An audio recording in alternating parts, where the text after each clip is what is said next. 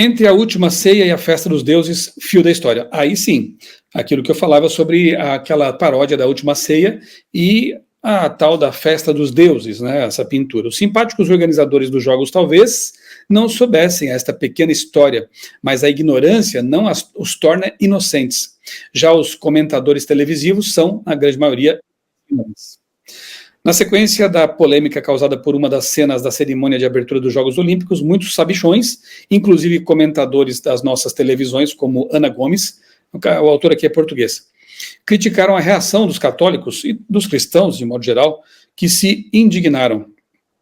Então, esses católicos, esses cristãos, não sabiam que essa cena era uma adaptação de um quadro de um pintor neerlandês sobre o tema O Festim dos Deuses e que não tinha nada a ver com a Última Ceia de Leonardo da Vinci? Pois bem, fiz uma pequena investigação que agora compartilho convosco com as respectivas imagens. Então, aqui está o quadro de Da Vinci, A Última Ceia, de 1495, e aqui o quadro de Rafael Sanzio, que é posterior ao de Da Vinci, de 1515, que é a festa dos deuses, o festim dos deuses. Né? Bem, e agora, o que a gente pode falar sobre esse assunto? Né? Essa reforma desencadeada por Lutero, bom, deixa eu ler aqui a legenda do quadro Festim dos Deuses também, e do Leonardo da Vinci. Tá? Com o passar do tempo, essa imagem torna-se ícone desse episódio estruturador do cristianismo, a Santa Ceia. De acordo com o Evangelho, a Eucaristia foi instituída por Cristo nesse momento, que os católicos celebram sempre na Quinta-feira Santa. Nós, cristãos, que não seguimos essa orientação da Eucaristia, enfim, dos sacramentos, né, entendemos que a Santa Ceia tem a sua grande importância, porque ali Jesus, ele de fato estabelece a Santa Ceia, colocando como símbolo de seu sangue, de seu corpo, o pão e o vinho, o suco não fermentado, né, o suco puro da uva, e diz que nós deveríamos celebrar essa cerimônia até que ele voltasse. Então aponta para a volta de Jesus, aponta para o seu sacrifício na cruz, ou seja, é um evento realmente tremendamente significativo para os cristãos. Rafael Sanzio pinta, né, o quadro Festim dos Deuses em 1515, usa o mesmo envolvimento para pintar o Festim dos Deuses num período em que a obra de Leonardo ainda não tinha ganhado a fama que viria a ter. Estamos no apogeu do Renascimento, no mesmo ambiente intelectual que ainda vai ser usado, por exemplo, por Camões em Os Lusíadas, e a igreja está sedenta de reforma.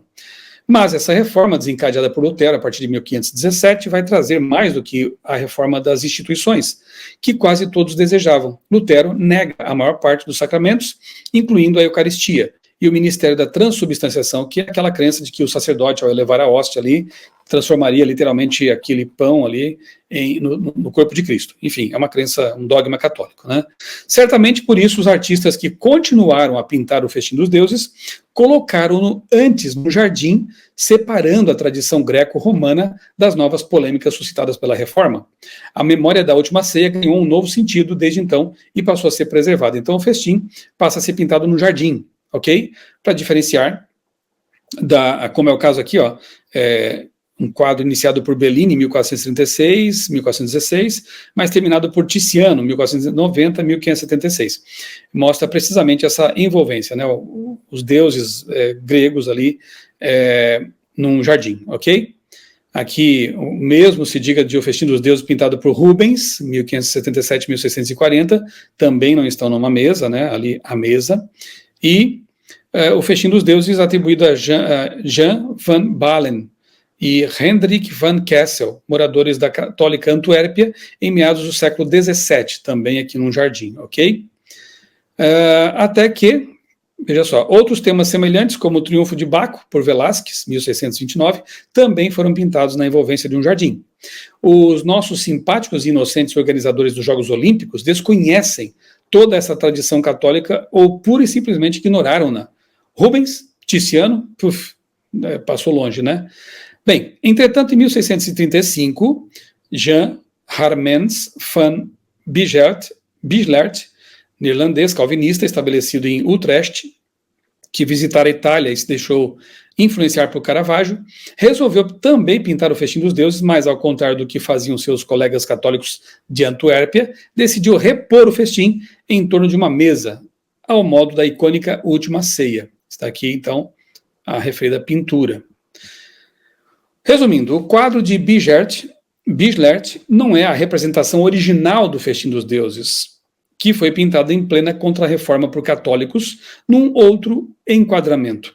O quadro de Bislert, produzido em plena Guerra dos 30 Anos, quando católicos e protestantes se enfrentavam cruelmente nos campos de batalha e disputavam-se sem quartel as questões teológicas nos púlpitos e nos livros, tem de ser entendido no enquadramento de afrontamento contra o mundo católico. Bislert, que viajara pela Itália, sabia o que estava fazendo.